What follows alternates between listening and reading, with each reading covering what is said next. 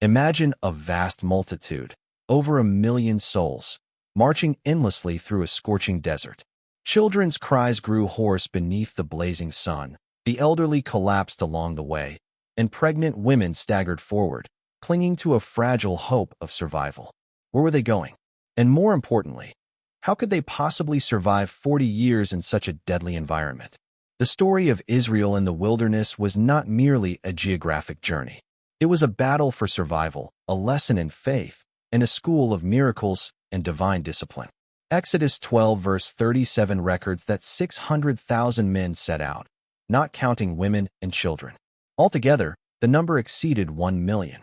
And it wasn't only Israel. A mixed multitude of Egyptians, Nubians, Libyans, and many others who had witnessed the 10 plagues joined them. A mass migration on an unimaginable scale. If they had marched in a single line, the column would have stretched more than 300 kilometers. By the time the first arrived, the last were still leaving Egypt. A chaotic crowd, multi-ethnic and multilingual. Could such a host survive in the desert? The answer came from God himself. Numbers 2 describes his plan of organization. Each tribe camped in a precise position around the tabernacle. When it was time to march, the Levites dismantled the sanctuary, and the tribes departed in a set order. Today, to coordinate such a movement we would need helicopters, radios, GPS. Back then, it was done with trumpets, a pillar of cloud by day, and a pillar of fire by night.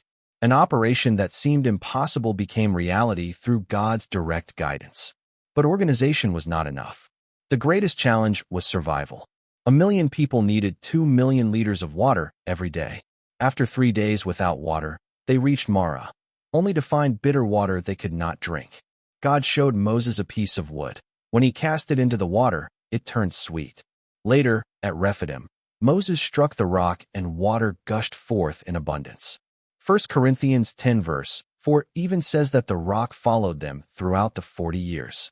For food, Exodus 16 tells of manna, small white flakes, sweet like honey, that appeared on the ground every morning.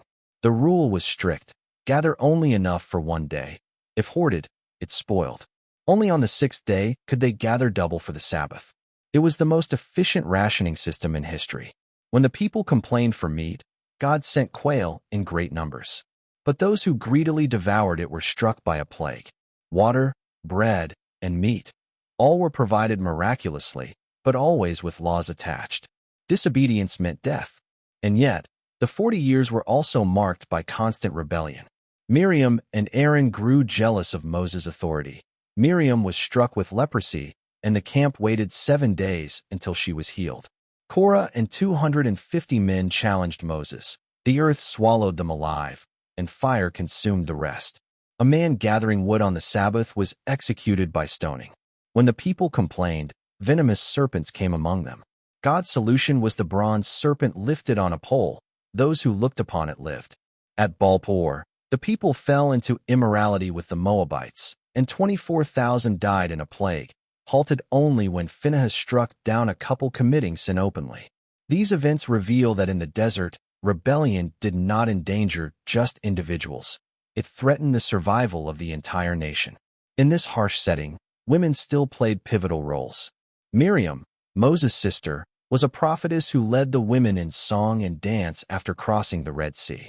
Though disciplined once, she remained deeply respected. Later, the 5 daughters of Zelophehad dared to demand inheritance rights when their father died without sons. Moses brought their case before God, and he affirmed them. The daughters of Zelophehad are right. A new law was established, granting women legal rights previously denied. Women also donated their bronze mirrors for the making of the tabernacle's basin, sacrificing personal treasures for God's house. They nurtured families and strengthened the nation's spiritual life. Meanwhile, Moses carried an unbearable burden. From morning till evening he judged disputes, land, inheritance, quarrels, even adultery. It was too much for one man. Jethro, his father-in-law, advised him, appoint capable, God-fearing men over groups of 10s, 50s, 100s, and thousands. They would handle minor matters, while only the most difficult cases reached Moses. This system relieved him and laid the foundation for Israel's legal and social structure. In war, These civil leaders also became military commanders, uniting governance with discipline. Still, one harsh reality remained. An entire generation would die in the wilderness. Numbers 14:29 declares, "In this wilderness your bodies will fall. Everyone 20 years old or more who grumbled against me will not enter the land." It was a collective sentence on the generation that left Egypt but lacked faith. For 38 years they fell one by one, until the desert became a vast graveyard. Only a new generation, born in the wilderness, raised under God's discipline, would enter Canaan.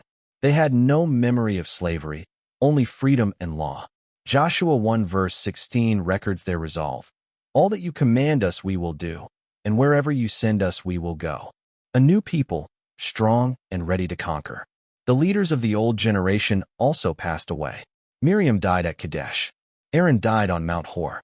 Finally Moses, at 120, viewed the promised land from Mount Nebo, but could not enter. Deuteronomy 34 verse 10 concludes, "Since then, no prophet has risen in Israel like Moses, whom the Lord knew face to face." His mission was complete, and a new era was about to begin. The 40 years in the desert were a vast classroom, a place where obedience was forged, where miracles became daily bread, and where disobedience was punished without delay. A journey that transformed a disorganized mass of slaves into a disciplined nation, strong and prepared for the future. But the story does not end there. After Moses' death, what happened next? Who inherited his mission?